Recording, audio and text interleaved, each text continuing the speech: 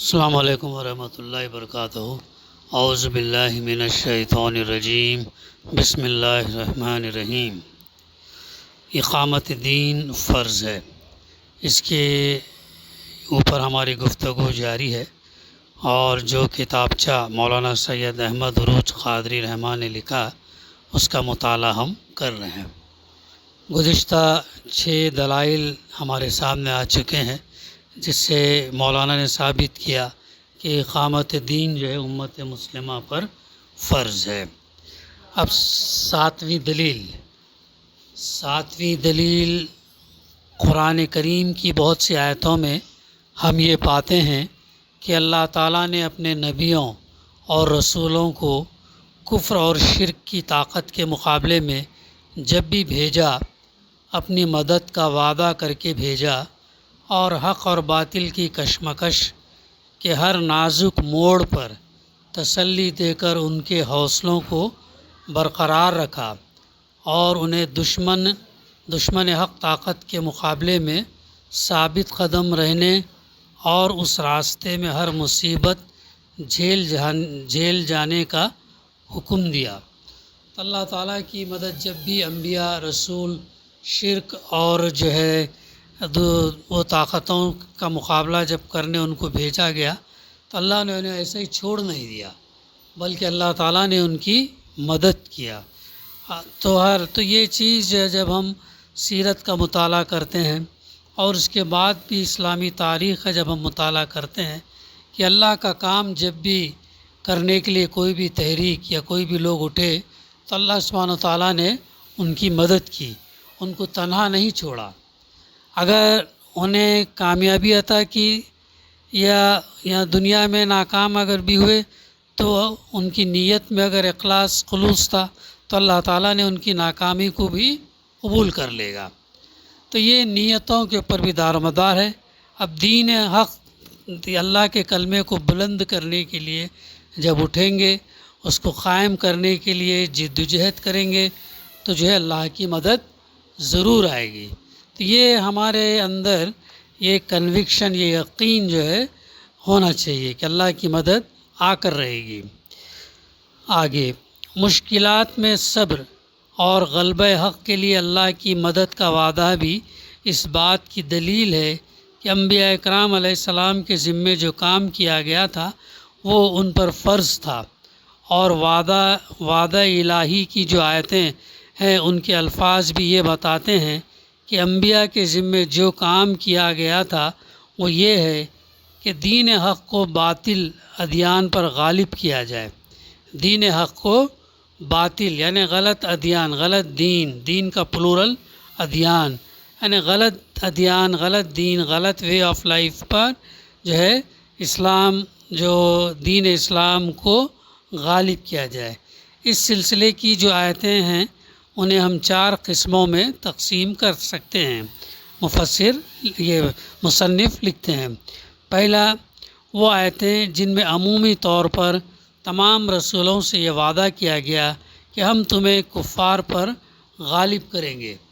قرآن مجید میں آیتیں ہیں جہاں پر اللہ تعالیٰ نے وہ اپنے رسولوں سے وعدہ کیا کہ تم کو جو ہے ہم غالب کریں گے، لیکن ہم اس نظر سے نہیں پڑھتے نا قرآن مجید تو ہم تلاوت کے لیے پڑھتے، ثواب کے لیے پڑھتے، جھاڑ پھونک کے لیے پڑھتے، ہمارے مقاصد الگ الگ ہیں۔ لیکن ہم ہدایت کے لیے اگر پڑھیں، دین حق کو قائم کرنے کے لیے پڑھیں، اقامت دین کے لیے جب ہم یہ پڑھیں گے تو پھر وہ چیزیں ہماری نظر میں آئیں گی کہ کہاں اللہ سبحانہ تعالیٰ نے جو آیتوں کے اندر جو بات بتائی، اور جو ہے اللہ کا وعدہ ہے کہ وہ منکرین پر، کافرین پر جو ہے وہ غالب کریں گے، تو ایسی آیتیں ہیں۔ دوسرا یہ کہ وہ آیتیں جن میں خصوصی طور پر حضرت موسیٰ علیہ السلام اور ہارون علیہ السلام سے وعدہ کیا گیا، یہ آیتیں ان کے لیے بھی جو وعدے کیے گئے وہ آیتیں بھی ہیں۔ تیسرا وہ آیتیں جن میں سیدنا محمد صلی اللہ علیہ وسلم سے وعدہ کیا گیا، اللہ کے رسول صلی اللہ علیہ وسلم سے وعدہ کیا گیا کہ ہم جو ہے دین اسلام کو غالب کریں گے، چاہے دشمن کیسا بھی ہو۔ اور تاریخ گواہ ہے کہ اللہ کے رسول صلی اللہ علیہ وسلم نے 23 سال کے اندر عرب کے اندر پورا دین کو آپ نے قائم کر کے بتایا، پوری ریاست اسلامک اسٹیٹ قائم کر کے بتایا، ہاں پورے دین کا نفاذ کر کے آپ نے بتایا۔ ہاں دیکھو 23 سال کے اندر، کوئی بڑا عرصہ بھی نہیں، 23 بھی نہیں بلکہ اگر دیکھا جائے تو 10 سال کے اندر، مدینہ میں جو 10 سال آپ تھے ان 10 سالوں کے اندر کیے۔ اور آج مسلمان دنیا میں کتنے ہیں؟ ہاں تقریباً دنیا کی 6.5 بلین آبادی میں 1.5 بلین کی آبادی تو مسلمانوں کی ہے، لیکن اتنی تعداد میں ہونے کے باوجود بھی مسلمانوں کا دبدبا، مسلمانوں کی جو جدوجہد جو ہونی چاہیے دین کو قائم کرنے کے لیے وہ نظر نہیں آتی، چونکہ ہمارے مکہ میں 13 سال مکہ میں، 10 سال مدینہ میں، تو یہ جو چیزیں نظر آتی نہیں۔ حال ہونا تو یہ چاہیے کہ اسی لیے علم ہمیں حاصل کرنا، خصوصاً اللہ کی کتاب کا اور اللہ کے رسول صلی اللہ علیہ وسلم کی سنت کا، سیرت کا، جب ہم علم حاصل کریں گے تو اس پر عمل کریں گے، یہ نکات ہمارے سامنے آئیں گے۔ آج ہم نے اپنے آپ کو کیا کر لیا؟ بس تھوڑا سے چند چیزیں کر لو، نماز روزہ زکوٰۃ حج وغیرہ کر لو اور کچھ اچھے کام کر لو، بس اتنا کافی ہے۔ لیکن دین کے غلبے کے لیے امت الا ماشاء اللہ جدوجہد جیسی کرنی چاہیے ویسے نہیں کر رہے، تو یہ جدوجہد ایک حصہ ہے، ہمارا وے آف لائف ہے۔ ہم جب ان چیزوں کو کرتے ہیں تو اس کے ساتھ ساتھ دین کی اقامت کے لیے بھی ہم کو اسٹرگل کرنا چاہیے، ہم کو کوشش کرنی چاہیے۔ چوتھا پوائنٹ، پھر وہ آیتیں جن میں امت مسلمہ سے اس کا وعدہ کیا گیا ہے۔ موسیٰ علیہ السلام کے بعد، ہارون علیہ السلام کے بعد، اللہ کے رسول صلی اللہ علیہ وسلم سے وعدہ کرنے کے بعد امت مسلمہ سے بھی اللہ تعالیٰ نے قرآن مجید کے اندر وعدہ کیا کہ اگر تم دین کے قیام کے لیے اٹھو گے تو ہماری مدد آئے گی۔ اب بتائیے اس سے بڑھ کر اور کیا کانفیڈنس ہم کو چاہیے؟ اللہ تعالیٰ خود یہ کہہ رہا ہے اگر ہم ربط رکھیں گے قرآن مجید سے، جیسا ہمارا ربط ہونا ویسا اگر رکھیں گے تو پھر وہ چیز ہم کو نظر آتی ہے۔ اگر ہمارا ربط قرآن مجید سے صرف تلاوت اور ثواب کے لیے ہے تو پھر وہ نظر کہاں سے آئیں گی؟ یہ خامی ہمارے میں ہے، تو ہم قرآن مجید کو اس نگاہ سے پڑھیں کہ اللہ کا پیغام ہے، یہ وہ پیغام ہے جس میں اللہ تعالیٰ نے دین کے غلبے کا وعدہ رسولوں کے ساتھ ساتھ امت مسلمہ سے بھی کیا گیا ہے۔ تو مصنف آگے لکھتے ہیں ہم طوالت سے بچنے کے لیے ان 4 قسم کی آیتوں میں سے صرف ایک آیت یہاں پیش کریں گے۔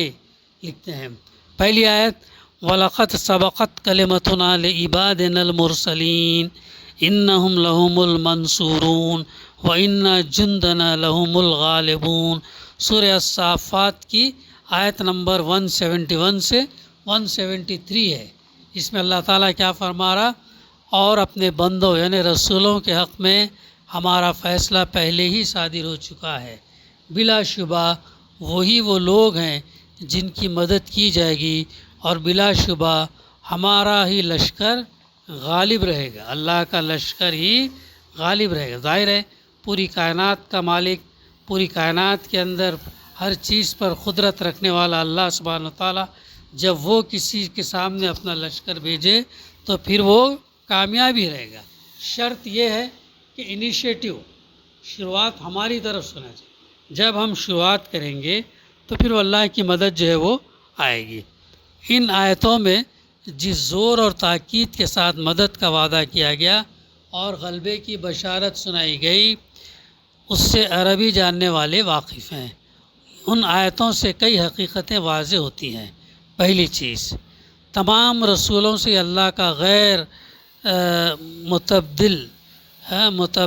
متبدل وعدہ اور اس کا یہ اٹل فیصلہ ہے کہ وہ باطل پرست طاقتوں کے مقابلے میں ان کی مدد کرے گا۔ اللہ کا وعدہ ہے، یہ کانفیڈنس اللہ تعالیٰ دلا رہا ہے۔ دوسرا، رسولوں اور ان پر ایمان لانے والے داعیان حق کی حیثیت ایسے واعظوں کی نہیں جن کا کام واعظ کہنے پر ختم ہو جاتا ہو، بلکہ ان کی حیثیت فرما روائے کائنات کے لشکر کی ہوتی ہے جو اس کے باغیوں کے خلاف صف آرا ہوتا ہے، اور یہ صف آرائی دین حق کو دین باطل پر غالب کرنے کے لیے ہی ہوتی ہے، اس کا کوئی دوسرا مقصد نہیں ہوتا۔ تیسری چیز، رسول جس دین اور جس پیغام پر مامور ہوتے ہیں اس کی حیثیت کسی ایسی تبلیغ، بشارت، سفارش اور نصیحت کی نہیں ہوتی جسے رد کر دینے کے بعد اس کا کوئی نوٹس نہ لیا جائے، بلکہ ایک ایسے فرمان شاہی کی ہوتی ہے جس کے انکار کو بادشاہ اپنے خلاف بغاوت اور چیلنج سمجھتا ہے۔ تو باغی لشکر، نیکسٹ اگلا، باغی لشکر کے مقابلے میں آخرکار بادشاہ کی وفادار فوج ہی غالب، کامیاب اور فاتح ہوتی ہے۔ یہ وہ نکات اس پہلے پوائنٹ کے ضمن میں اور اس سورہ عنکبوت کی آیت نمبر 171 اور 173 کے ضمن میں مصنف نے یہ نکات نوٹ کیے ہیں، بیان کیے ہیں۔ آگے نمبر 2، خصوصی طور پر حضرت موسیٰ علیہ السلام اور ہارون علیہ السلام سے جو وعدہ کیا گیا تھا اسے سورہ القصص کی ابتدائی آیتوں میں پڑھنا چاہیے۔ ہم یہاں چند آیتوں کا صرف ترجمہ نقل کرتے ہیں۔ ترجمہ یوں ہے، آیت نمبر 4 سے لے کر 6 تک سورہ قصص کا ترجمانی۔ فرعون ملک مصر میں بڑھ چڑھ رہا تھا اور اس نے وہاں کے لوگوں کے الگ الگ گروہ قرار دیے تھے۔ فرعون نے کیا کیا تھا کہ لوگوں کو بانٹ کر رکھ دیا تھا، الگ الگ گروپس بنا دیا تھا، ہائی اینڈ والے، مڈل والے، لو والے اور اس سے نچلے سطح والے، ایسا گروپ کر دیا تھا۔ ان میں سے ایک گروہ بنی اسرائیل کو اس نے اس قدر کمزور سمجھ رکھا تھا کہ ان کے بیٹوں کو ذبح کرا دیتا اور ان کی عورتوں، بیٹیوں کو زندہ رکھتا۔ کتنا خطرناک ظلم تھا، غور کریں۔ کیا ویسے حالات آج ہیں ہمارے سامنے کہ ملک کا بادشاہ یا ملک کا ذمہ دار جو ہے لڑکوں کو ختم کر رہا، لڑکیوں کو زندہ رکھ رہا؟ ایسا ہے نہیں ہے۔ لیکن فرعون کیا کرتا تھا، اس بنی اسرائیل کے بیٹوں کو کیا کرتا تھا، مار دیتا تھا، اور لڑکیوں کو کیا ہے، زندہ رکھتا تھا۔ تو کیسی اس کی حرکت تھی، کتنا سخت ظلم تھا۔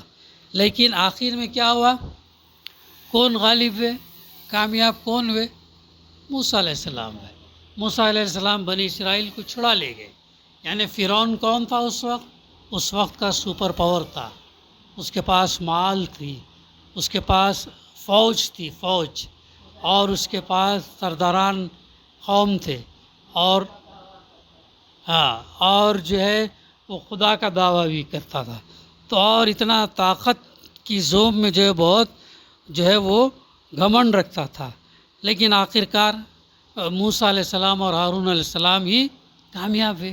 کیسے کامیاب ہوئے؟ اللہ کی مدد سے۔ کیوں کامیاب ہوئے؟ حق پر تھے، وہ سچ پر تھے۔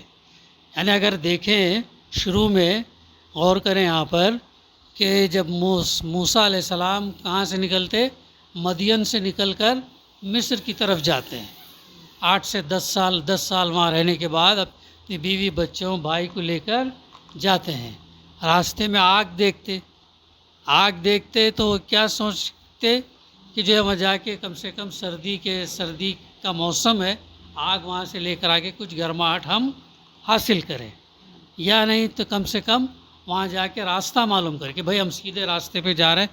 پہلے کیا تھا، صحرا تھا، صحرا ڈیزرٹ تھا، لمبا سفر، ایسے ٹرین یا بس یا گاڑیاں نہیں تھے، گھوڑے، تو بہرحال اونٹ یا جس پر بھی وہ یہ رہے ہو، تو وہ معلوم کرنے کے لیے تو وہاں پر ان کو نبوت سے سرفراز کیا گیا اور ان کو تنہا فرعون کے سامنے جا کر حق بات کہنے کے لیے کہا گیا، اللہ کی طرف لوگوں کو بلانے کے لیے کہا گیا، بنی اسرائیل کو آزاد کرنے کا ڈیمانڈ کرنے کے لیے آئے۔ موسیٰ علیہ السلام نے کیا مانگا، میرے بھائی کو بھی میری مدد کے لیے بھیج، جو ہے میرے ساتھ میں میرے بھائی ہارون کو بھی۔ تو 2 آدمی تھے، خالی 2 آدمی فرعون کے اتنے بڑے سپر پاور، طاقتور قوم، فوج، سلطنت، دولت، پھر پورے کاہن اس کے ساتھ میں، جادوگر ساتھ میں، تمام لوگ اور دو لوگ تنے تنہا انبیاء کس کی طاقت پر گئے، کس کے توکل بھروسے پر گئے، اللہ کے اس پر گئے۔ امیجن کرو، ہم امیجن کریں کہ کیسا سچویشن رہا ہوگا وہ دو نبی، دو جو ہے موسیٰ علیہ السلام اور ہارون علیہ السلام اس فرعون کے دربار میں جب جا کر، کتنا زبردست مکالمہ ہے ہاں تو قرآن مجید کے اندر اس کا، تو ہمیں اسٹڈی کرنا چاہیے، ہمیں غور کر پڑھنا چاہیے، سوچنا چاہیے اس کے اوپر کیسے کن حالات کے اندر کہ اللہ تعالیٰ نے کامیابی جو ہے دی۔ تعداد میٹر نہیں کرتا، تعداد جو ہے میٹر نہیں کرتا، بہت سارے لوگ، بہت بڑی فوج ہے، 10 لاکھ کی فوج ہے، ایسا ہے اسے نہیں، بلکہ انہوں نے ڈرے نہیں، ان کو اتنا یقین تھا کہ جو بات وہ پیش کر رہے سچ ہے، حق ہے ہاں، اور اللہ کے توکل پر انہوں نے کیا۔ تو یہ ہے وہ چیزیں جو ہمیں دیتی ہیں، سبق دیتی ہیں، نصیحت کرتی ہیں۔ آگے سورہ قصص کے اندر بلا شبہ بلا شبہ وہ فسادیوں میں سے ایک فسادی تھا فرعون، اور ہم نے ارادہ کیا کہ جو لوگ اس ملک میں کمزور سمجھ لیے گئے تھے، کون کمزور سمجھ لیے گئے تھے؟ بنی اسرائیل۔ بنی اسرائیل میں کون آتے تھے؟ موسیٰ علیہ السلام کو ماننے والے، عیسیٰ علیہ السلام کو ماننے والے۔ اس وقت عیسیٰ علیہ السلام تو تھے نہیں، موسیٰ علیہ السلام کو ماننے والے۔ تو یہ جو ہے ان کو، حالانکہ یہ 300 سال پہلے یوسف علیہ السلام نے ان کو کہاں سے لے گئے؟ کنعان، فلسطین سے لے کر گئے، فلسطین سے لے جا کر مصر میں بسایا، اور اچھے اچھے فرٹائل لینڈ ان کو جو دیے۔ لیکن بعد میں ہوا کیا؟ دھیرے دھیرے over a period of time پھر جو ہے بت پرستی، سورج پرستی جو ہے غالب آ گئی، اور جو بنی اسرائیل تھے وہ کمزور پڑ گئے، بلکہ ان کو جو ہے بہت کمزور ان کو بنا دیا گیا۔ یعنی ایسا زوال آیا تھوڑے سے عرصے کے ہاں۔ یوسف علیہ السلام بھی تنہا پوری قوم کو کیا کیا؟ تبدیل کیا، پوری قوم کو ایک اللہ کی بندگی کی طرف لے آئے۔ سارے کاہن تھے، جادوگر تھے ہاں، ان سب کا مقابلہ کیا، ان سب کے اوپر جو ہے اپنی بات سے جو ہے اپنی علم اور حکمت جو اللہ تعالیٰ نے ان کو عطا کی تھی اس پر جو ان کو یہ کیا۔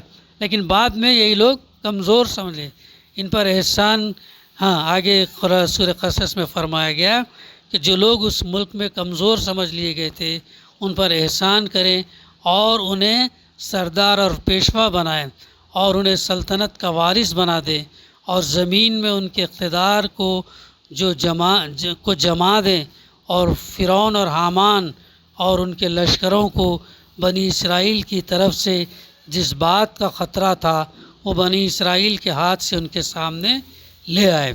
تو یہ تھی سورہ قصص کے اندر یہ بیان کیا گیا ہاں۔ تو یہ تھا بنی اسرائیل پر احسان کرنا، انہیں امامت اور پیشوائی کے منصب پر فائز کرنا۔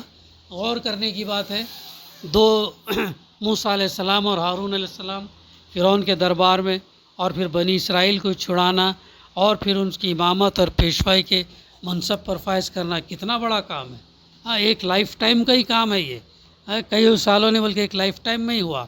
انہیں حکومت اور سلطنت کا وارث بنانا، زمین میں ان کے اقتدار کو جما دینا، اور فرعون اور حامان اور ان کے لشکروں کو مغلوب کرنا، یہ تھا وہ ارادہ جو سلطان کائنات نے کیا، یہ تھا جو کام اللہ تعالیٰ نے ان کے ذریعے سے لیا۔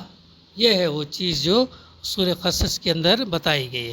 اللہ کا یہ ارادہ کس طرح ظہور میں آیا، اس کی مفصل رداد آگے کی آیتوں اور قرآن کی دوسری صورتوں میں بیان کی گئی، جس کا خلاصہ یہ ہے کہ حضرت موسیٰ علیہ السلام اور حضرت ہارون علیہ السلام کو رسالت اور نبوت عطا کر کے انہیں اس مشن کی تکمیل پر مامور فرمایا گیا، اور انہی کے ہاتھوں ارادہ الہی ظہور میں آیا۔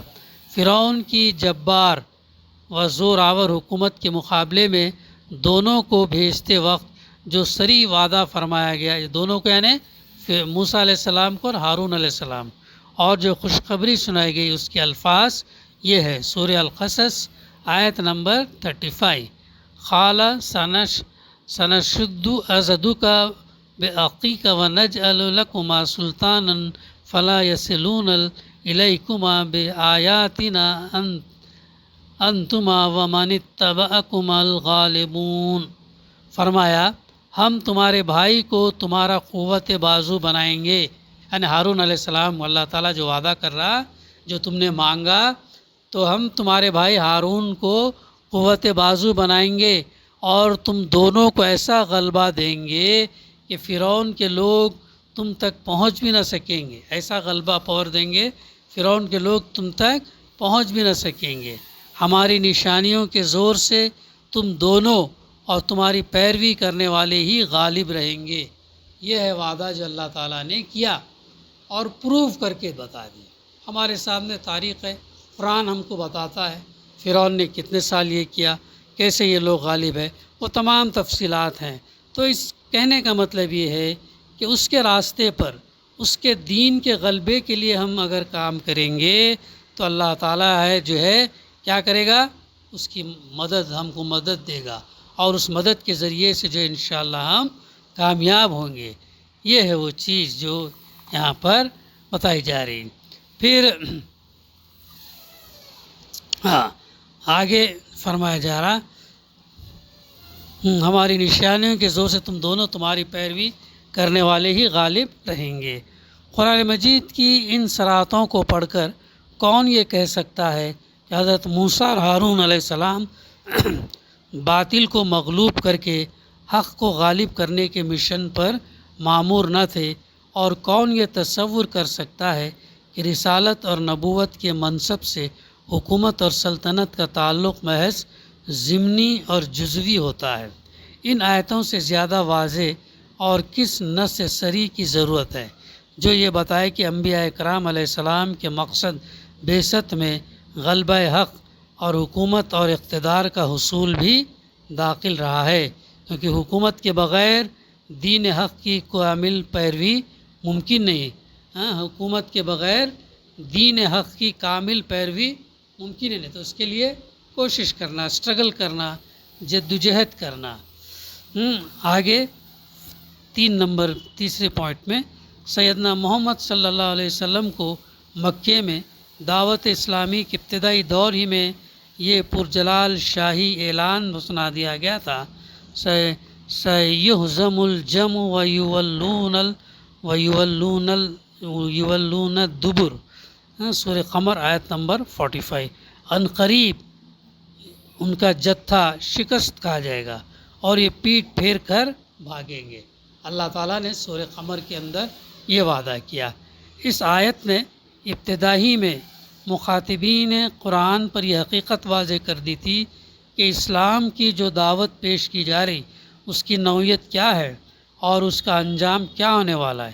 نہ مسلمانوں کو اس کے بارے میں کوئی غلط فہمی باقی رہی تھی اور نہ مشرکین غلط فہمی میں مبتلا رہتے تھے۔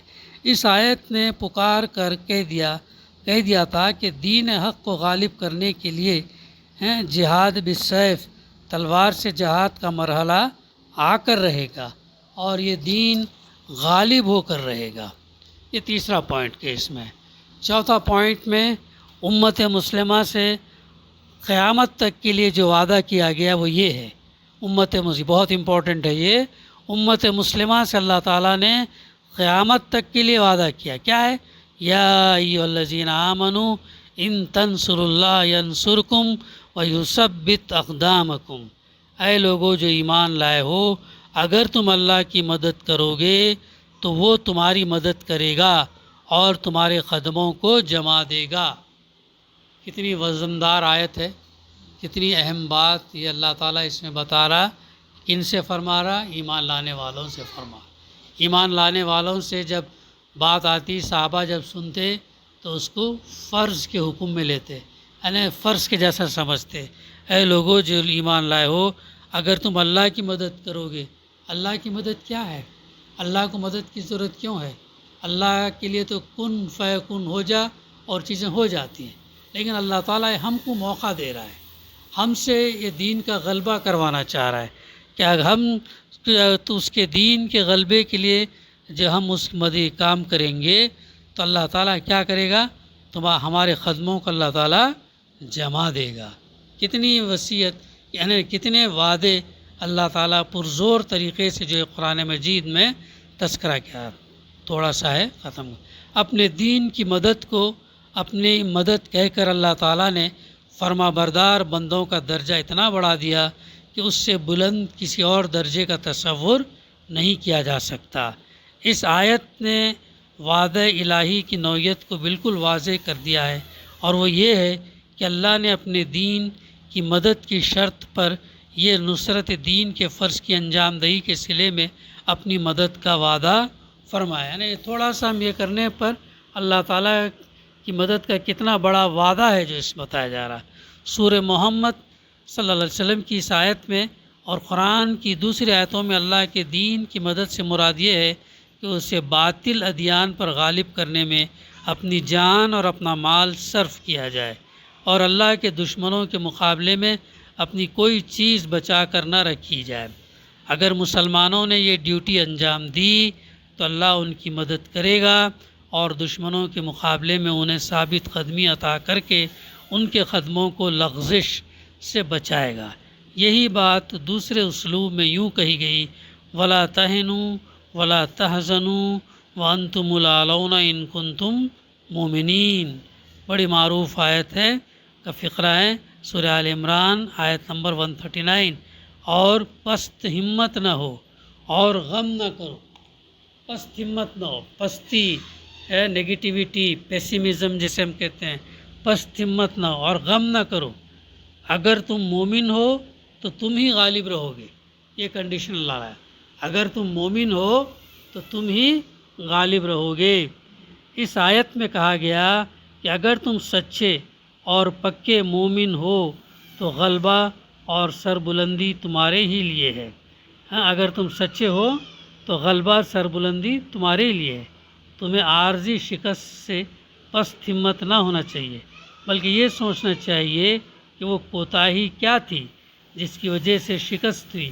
کوتاہیوں کو دور کر کے اگر تم نے سچے اور پکے ایمان کا ثبوت دیا تو تم ہی غالب رہو گے، جیسا کہ اوپر کہا گیا. وعدہ الہی کی ان آیتوں نے پوری طرح یہ بات واضح کر دی کہ دین کو غالب کرنے کی جدوجہد اور اس راستے میں ایثار اور قربانی فرض ہے، ورنہ اللہ کی مدد کے لیے شرط ہرگز نہ لگائی جاتی. یہ تھی 7ویں دلیل کے تعلق سے نکات. انشاءاللہ آئندہ ہم 8ویں دلیل کا مطالعہ کریں گے. دعا ہے کہ اللہ سبحانہ و تعالی ہمیں کہنے سننے سے زیادہ عمل کرنے کی توفیق عطا کرے. ربنا تقبل منا انک انت السمیع العلیم وتب علینا انک انت التواب الرحیم. صلی اللہ تعالی علی خیر خلقہ وعلی آلہ وصحبہ اجمعین والحمد للہ رب العالمین.